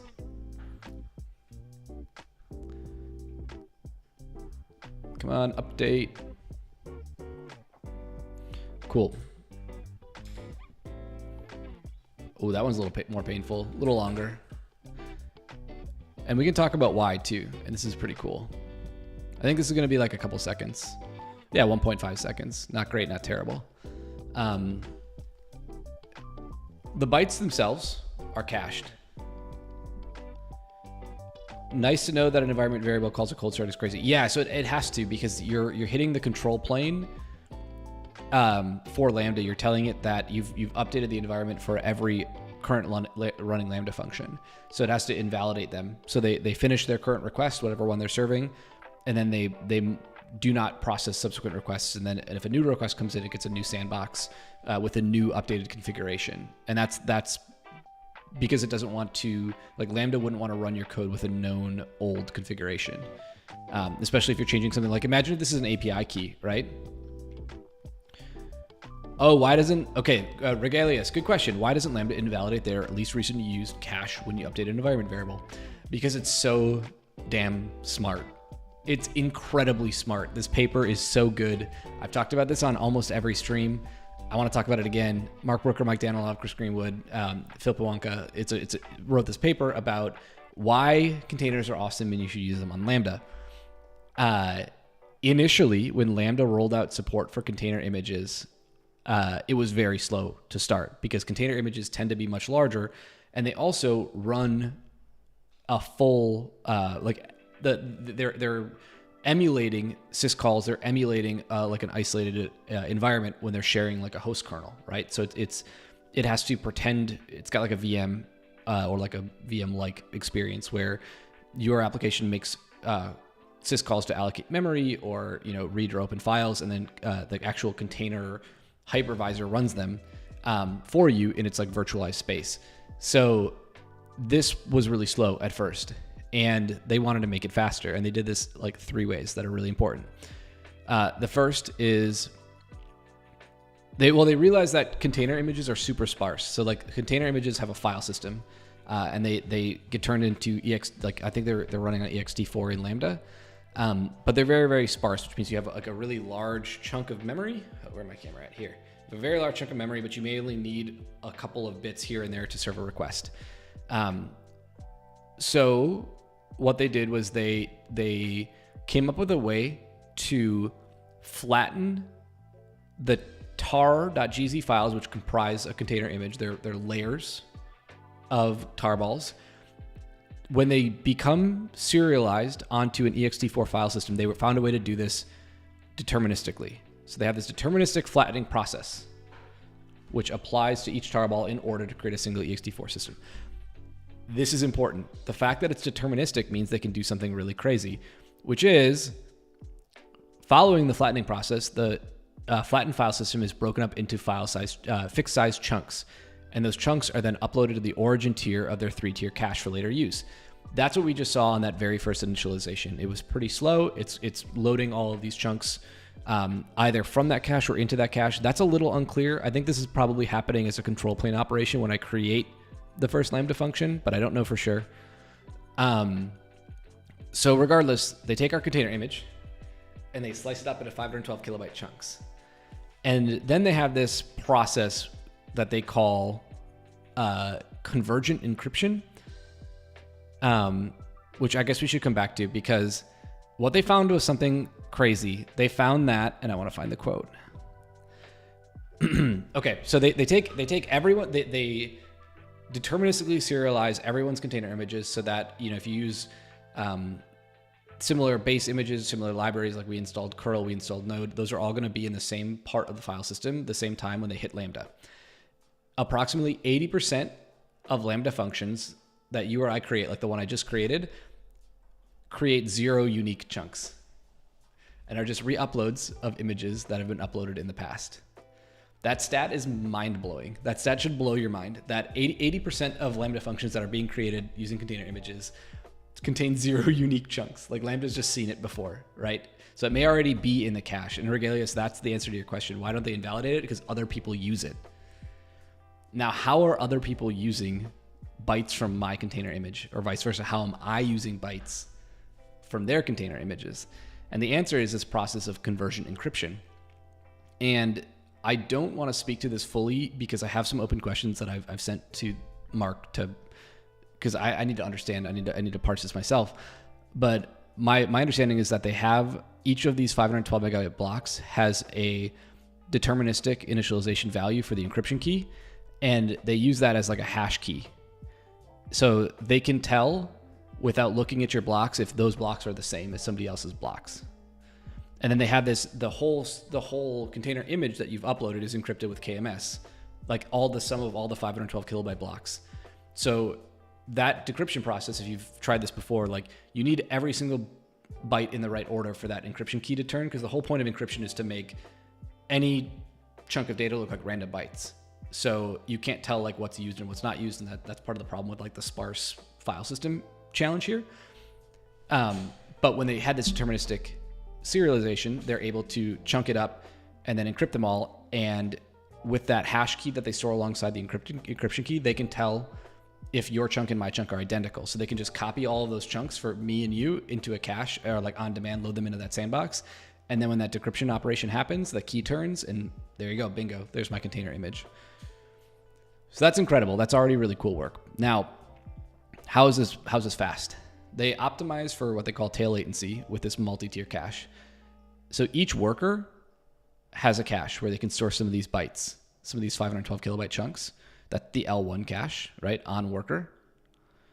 And then they have an in-AZ cache, which I'm assuming is like an open source cache technology, probably Redis or Memcache or something similar, that is just like a big machine or series of machines running in the same AZ, which means the same physical data center, the same building. And then outside of that is the source cache, which is S3, which is that serves multiple AZs in a single region. So if we can hit all of these bytes in that chunk, we get this really nice load time, which you are going to hit more often if you have these scale-up events, you know, in the same area, because those bytes are going to be in that cache. So you have like one painful start for maybe one customer, but then every other even cold start is much faster as a result. What happens if your image? That's fine, Regalius, because if these images are comprised of 512 kilobyte chunks, right? Oh, that's the same paper. These images are in the same 512 kilobyte chunks. So let's say this is our image. And again, if anyone is watching this and works on this, or Mark or Chris, you're here, chime in, feel free to correct me. Let's say like this is our image. And when you divide these into chunks, they look, you know, like this. Here's like a here's a slice. Here's a slice. Hey, Mario's here. Welcome back, Mario. Here's a slice. Say it's a tiny image, and this is just like, you know, a couple of megabytes, but whatever. Each of these can be brought in by somebody else. So this could be from you, Mario, and the green one could be from Regalius, you in chat, since that's what color I see for me. Actually, I think Mario's purple, so that's fine though. So when my Lambda function runs, it may only need my unique chunk that I uploaded to start, right? Let's just make this smaller because I don't want to keep doing all this.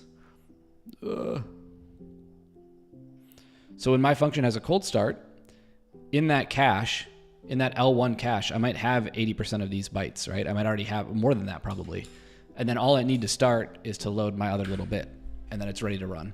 And I think that's what's really impressive about this technology, and why I think if you're not looking at container images in Lambda, you should give it another look, because it's a great the paper is incredible. The work they've done is really, really incredible. And it proved, like, we've proven it. We've proven it today, and we can prove it over and over again. It's like, there's really impressive amounts of engineering and work that have gone into this, and that allows us to be super performant on top of Lambda.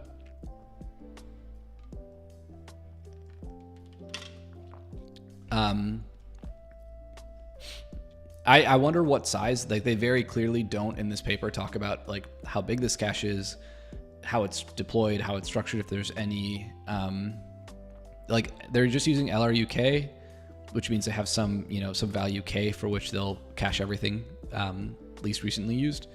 But that's really all they've talked about here. 1 week of hit rates for the cache tiers on worker distributed that's empirical CDF of the in AZ cache rate.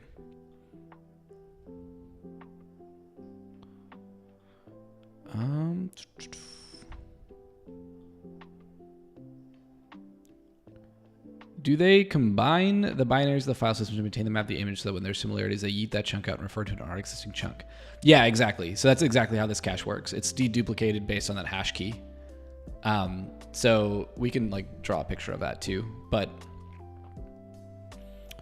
they talk about the life cycle too, which is kind of neat.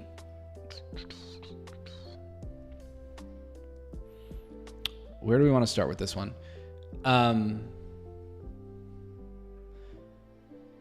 Oh, they talk about the encryption in this like manifest file that holds the map of chunks to keys, which is kind of neat. So you like, it encrypts the chunk, the manifest file, which includes all the keys for all the different chunks that you have.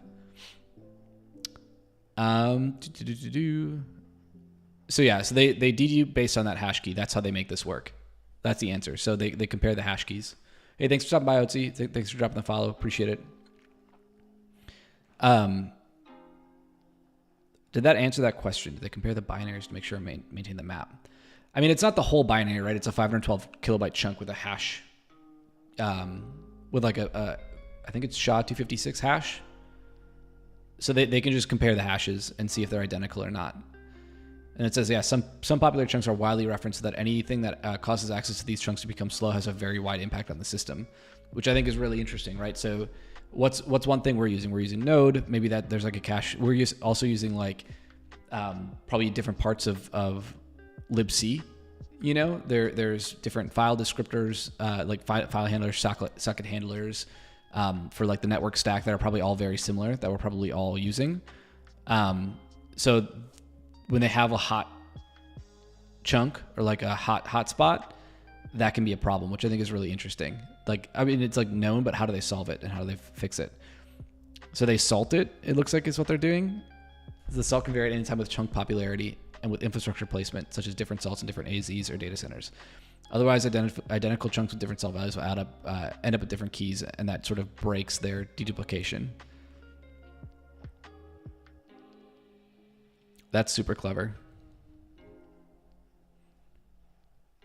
So they salt them so they have different ones, so you don't always hotspot. Like, you don't always go to the same exact node on this, or the same exact storage cache, like on worker. You don't go to the exact same, either on worker, I guess, or in AZ. You don't go to the exact same place every time, which is pretty sharp. Super cool. So yeah, this is a way you can use Lambda Web Adapter. I'll plug this project. Where did it go?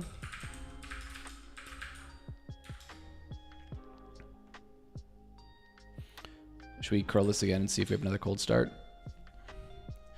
Yeah, see, a little slower. So the more frequent your cold starts, or I guess the more frequent your invocation, is probably the better performance you're going to get.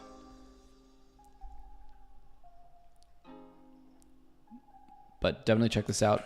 Written in Rust, pretty sweet. Pretty sweet. It's actually super readable code. I wouldn't worry too much about it. There's only two files. There's the main file, which is using Tokyo as their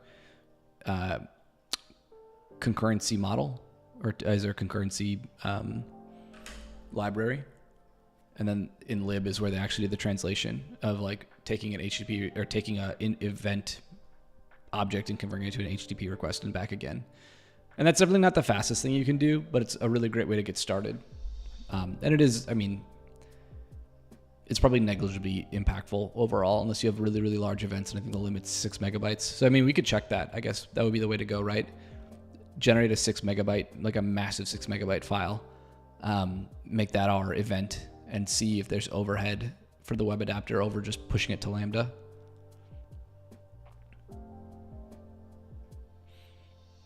Yeah, I read this code a bit ago, but yeah, it's only like 500 lines of Rust.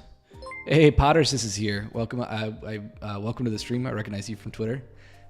We're building a container image and running. Specifically, we're running with a web adapter.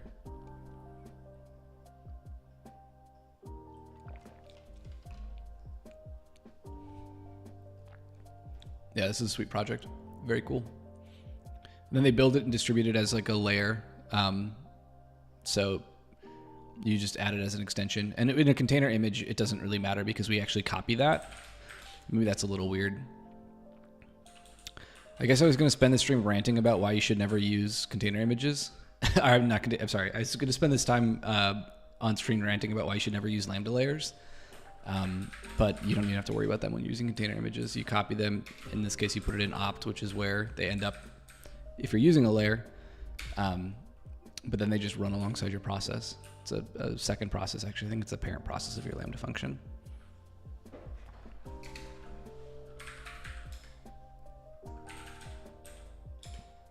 It's still up.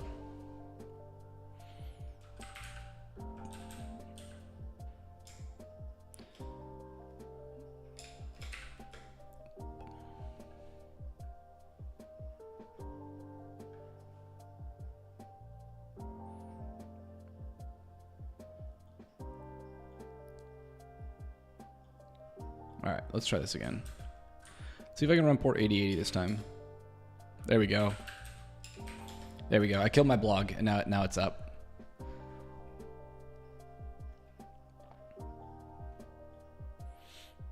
So I think this is a handy tool, especially if you have an existing application. You already have a container image. You already have a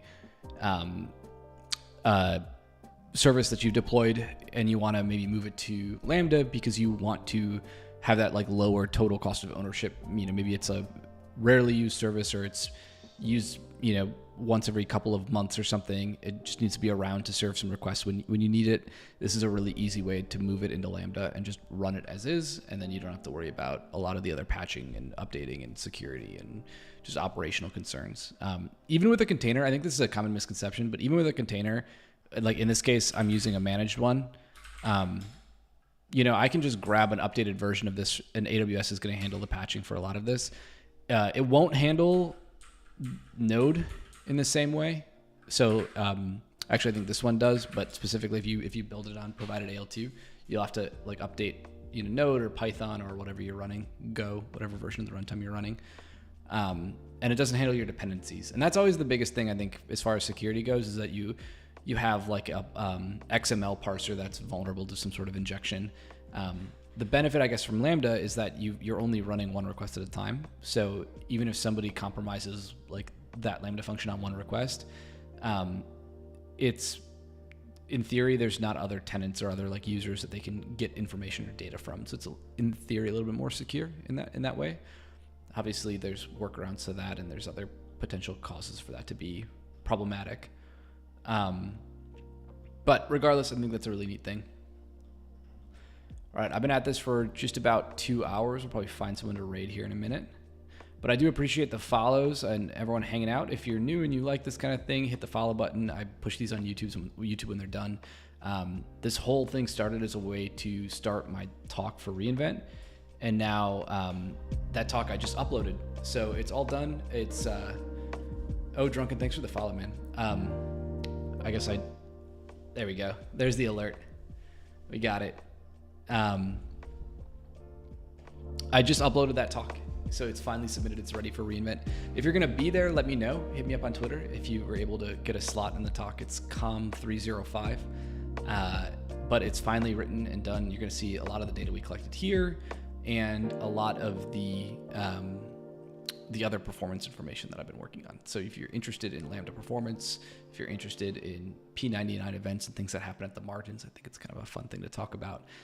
Like I said, I don't want you all worrying about cold starts every day. Don't think about them nearly as much as I have.